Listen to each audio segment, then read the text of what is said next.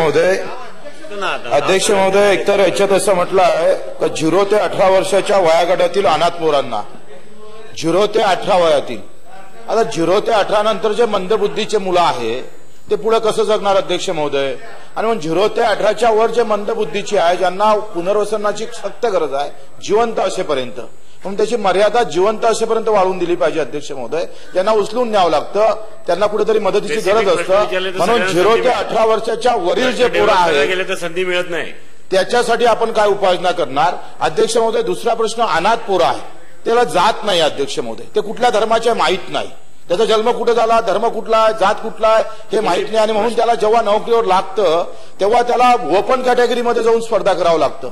तो अनाथ आहे याचं प्रमाणपत्र देण्याची व्यवस्था फक्त पुण्याला आहे, मग ते विभागीय आयुक्तावर आपण केली पाहिजे. जो अनाथ आहे त्याचं प्रमाणपत्र त्याला घ्यायला जर पुण्याला यावं लागत असेल तर ते विभागीय स्तरावर विभागीय जे आयुक्त महसूलचे आहे त्याला त्याच्याकडून हे अनाथाचं प्रमाणपत्र देण्याची व्यवस्था करावी, आणि याच्यासाठी अनाथ पोरांसाठी एक विशेष धोरण आपण ठरवलं पाहिजे.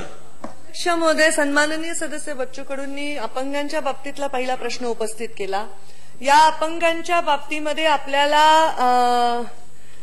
जे नियम आहेत त्याच्यामध्ये मी काही अपंगांच्या आश्रमांना भेटी दिल्या, तिथे 18 वर्षाच्या वयाच्या पुढची सुद्धा मुलं तिथे उपस्थित आहेत अध्यक्ष महोदय. त्याच्या बाबतीत मी मगाशीच क्लिअर केलंय की आता हा पूर्ण निर्णय प्रक्रिया, हा पूर्ण विषय हा सामाजिक न्याय आणि विशेष सहाय्याला वर्ग केलेला अध्यक्ष महोदय. त्याच्यामुळे अपंगांना जीवित असेपर्यंत ही सुविधा देण्यात यावी आणि त्यांच्या बाबतीतला निर्णय सहानुभूतीपूर्ण घ्यावा याच्याबद्दल सामाजिक न्याय विभागाशी चर्चा करून तो निर्णय घेता येईल अध्यक्ष महोदय.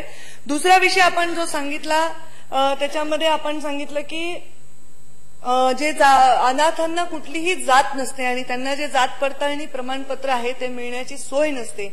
याच्यामध्ये अनाथ आश्रमातली जी मुलं 18 वर्षापर्यंत अनाथ आश्रमात राहतात यांना मुळामध्ये आम्ही जास्तीत जास्त आता एक मोहीम राबवतोय, त्याच्यामध्ये आम्ही बालकाश्रम, अनाथ आश्रम ही पूर्ण आधार कार्ड आम्ही अनाथ मुलांना देण्याचं काम करतोय अध्यक्ष महोदय.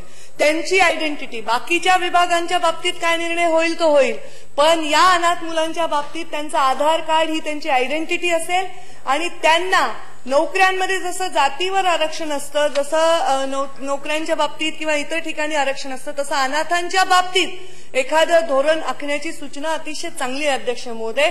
पण ते धोरण केवळ माझ्या डिपार्टमेंटला आखून जमणार नाही, त्याला इतर डिपार्टमेंट, समाज कल्याणला इन्व्हॉल्व करावं लागेल, सामाजिक न्यायाला इन्व्हॉल्व करावं लागेल, त्याला इतर विभागाला इन्व्हॉल्व करावं लागेल.